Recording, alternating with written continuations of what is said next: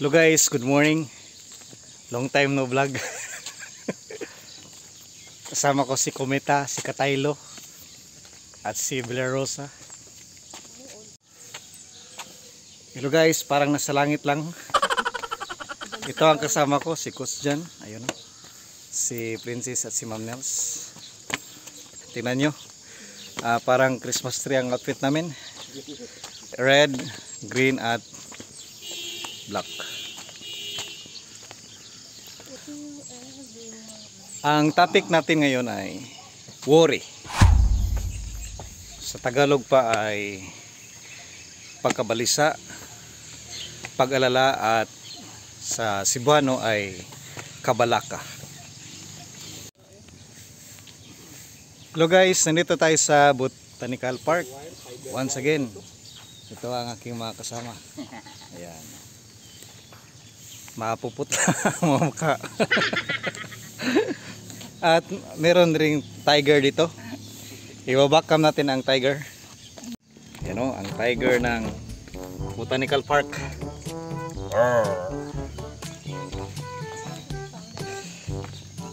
Maganda rito mga viewers na mag-walking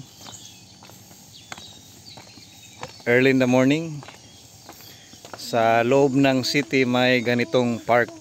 Ito ang isa sa park ng Tagum City, Botanical Park. Dito kami nag-walking once a week for healthy lifestyle. Yan, di ba? Maganda. Pupunta kami ngayon sa 1,000 plus steps. Ay, magtagalog pala tayo dito. Yes. Required? Required. Oh my God, can I speak English? No, I cannot understand. We cannot understand it. Wow. I can speak Tagalog fluently. Ano ba ang mga bagay na nag-worry ang mga tao? Ma'am Nels. Sa tingin mo, Ma'am Nels, pera. Mostly. Mostly pera. Money. Money, health. Yeah. Ikaw, Princess, para may contribution ka naman sa vlog natin. Love life. Love life. Yun, no? Oh, hard pass. Mga bagay na nababahala ang mga tao. Bakit tayo ay nababahala? Bakit tayo ay nababalisa at nag-worry? Ano ba ang mga factors niyan? Mga factors na ang mga tao ay nag-worry, siguro health. It could be sa kanilang mga past experiences na hindi nila makontrol ang nangyayari sa paligid nila. Worry is trying to control the things which are uncontrollable. So kapag may bagay tayo na hindi natin makontrol, then worry comes in. At ngayon, tatalakayin natin kung ano ba ang ginagawa ng worry sa ating buhay. Ayan po ang 1,000 steps. Diyan rin natin tatalakayin ang worry.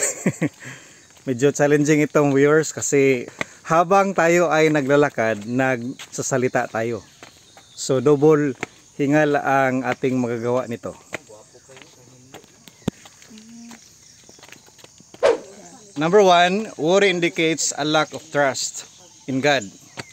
Kapag nag-worry tayo, nililimitahan natin ang magawa ng Panginoon sa ating buhay. Kasi feel natin, control natin ang mga bagay, lalo na sa mga mabibigat na mga pangyayari. Number 2, worry accomplishes nothing good. Walang magandang magagawa ang worry. Kadalasan, ang wino-worry natin sa ating buhay, according sa study, hindi naman nangyayari. Or pinalala lang natin ang situation. Number 3, worry is bad for your health. It added more stress in your life. Kapag nag-worry tayo, hindi tayo makatulog kasi palagi tayong nag-alala. It creates sleepless nights, stress, irritability, and tension sa ating mga buhay. Worry is like a rocking chair. it uses up your energy without getting you anywhere. So it is a waste of time and it consumes a lot of our energy. Instead na magagawa natin yung mga mahalagang bagay na dapat natin gawin, dahil nag-worry tayo, wala na tayong magagawa. Sayang lang ating oras sa kakaisip ng mga bagay na hindi naman mangyayari. Next is, worry hinders action. Yan ang sagabal ng worry sa ating buhay. Instead na gagawa tayo ng paraan kung ano ang dapat na gawin sa ating mga problema, dahil inunahan tayo ng worry, hindi na natin magawa yung dapat nating gagawin sa ating buhay. Worry is also a sin. Kasalanan ang worry. Dahil command yan ng Panginoon. According in the Bible, particularly in Philippians chapter 4 verse 6, do not be anxious about anything. Mandated yan ng Panginoon through Apostle Paul na hindi tayo mag-worry. Dahil command ng Panginoon na hindi tayo mag-worry, ano dapat ang ating gawin? Paano natin ito i-let go? Number one is we need to learn to trust in the Lord. According to Proverbs chapter 3 verse 5, trust in the Lord with all your heart and lean not on your own understanding. The second one is we need to put God first in our lives. According to Matthew 6:3, seek ye first the kingdom of God and His righteousness, and all these things shall be added unto you. The Lord allows challenging moments in our lives. Ang goal po nito, para malaman natin sa ating buhay na may limitasyon tayo.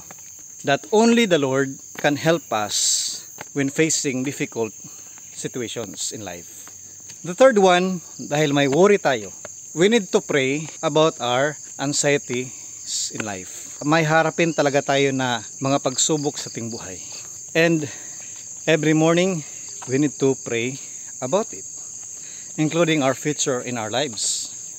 And lastly, we need to turn over things to the Lord. Dahil God is sovereign. Ano ba ang sovereign? The Lord controls everything. He controls the sun, the stars, the earth. Kung may alalahanin ang universo at nakita natin kung ano ang ginagawa ng Panginoon sa kanyang creation, mas may care siya sa atin kasi tayo ang special creation na ginawa ng ating Panginoon. In the sixth day of creation, sa pinakadulo na ginawa ng Panginoon, ang tao ang kanyang ginawa. Dahil lahat ng mga bagay na ginawa ng Panginoon from day 1 until day 6, ang purpose niya is for the benefits of man. So sa atin nakita, lahat ng ginawa ng Panginoon sa creation is for us. Ganyan tayo niya kamahal. And when worry comes in, it proves that the Lord is not part of our lives. He allows difficult situations in life so that ang mga tao, kailangan nilang intindihin that God must be part of our lives. Meron tayong kasama dito na student. Ano ba ang kadalasang winuwori ng isang student? INC? INC? Ano ba ang meaning sa INC? Ano ba ang kadalasang winuwori ng isang estudyante? Ang grades, Pastor. Yung mga grades. Bakit nag-worry ka ng mga grades mo?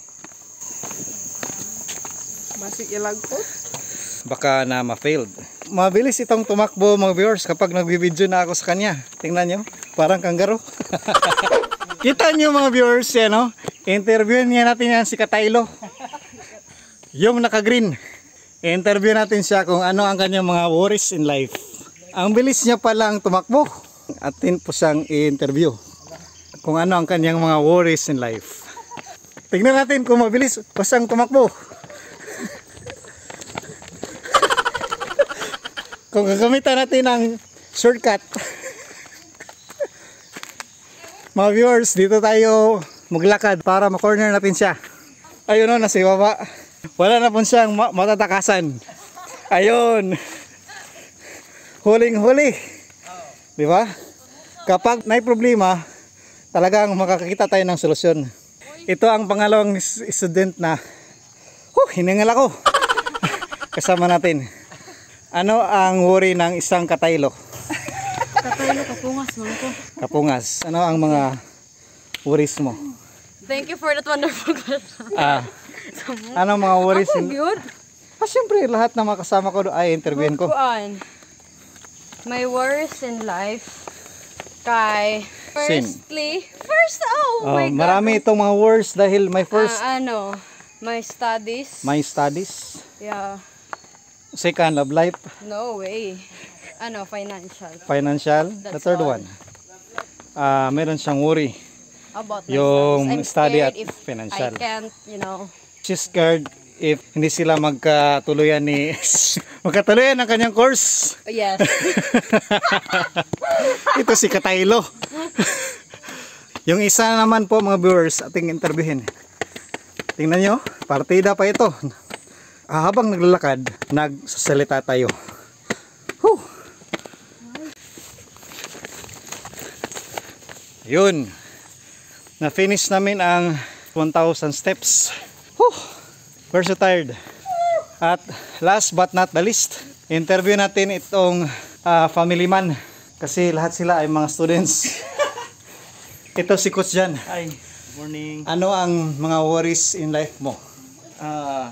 Siyempre, yung future Yung future. family. Future ng family. Oh, Yung pag-aaral ng bata. yes.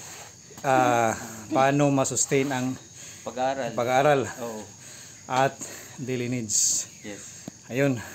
Meron pa tayong interviewin mga viewers. Ating i-backcam dahil nag-worry rin siya. Kita niyo? Kita niyo mga viewers? Dogi. Suplada, di ba? Suplado. Oh. Anong worries in life mo, Dogi? Oh, naglilisik ang kanyang mata. Hindi natin yan interviewin. Kadalasan rin sa mga tao na kung hindi nila makaya ang kanilang worry, ay kinikitil nila ang kanilang buhay na precious sa ating Panginoon. So let us never forget that life is very important than our worries in life. Kagaya ng aso dito, dumidila sa tayong parte ng katawan, it means I love you. That is proskuneo. Dilain mo rin yun, Dogi. Ayan o. Dinilaan niya ang aking pa. Hi to my vlog. Oh, hindi na siya nag-worry. Burst to ponder. Ito po ay makita sa 1 Peter 5:7. God cares for you, so turn all your worries over to Him.